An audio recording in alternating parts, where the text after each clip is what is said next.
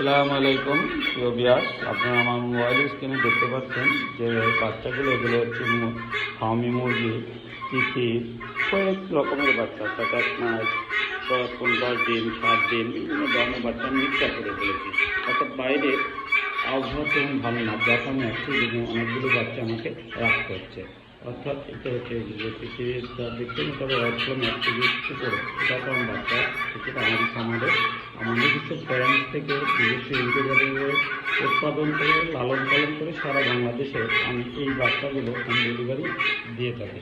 তা যদি আপনারা কেউ নিতে এই বাচ্চাগুলো পুষতে চান বা নতুন খামার করতে চান, তাহলে খুব সহজেই আপনারা আমাদের সাথে যোগাযোগ করে মোবাইলের উপরে দেওয়া স্ক্রিনে নাম্বার যোগাযোগ করে আমার সাথে যোগাযোগ করে আপনারা খামার শুরু করতে পারেন।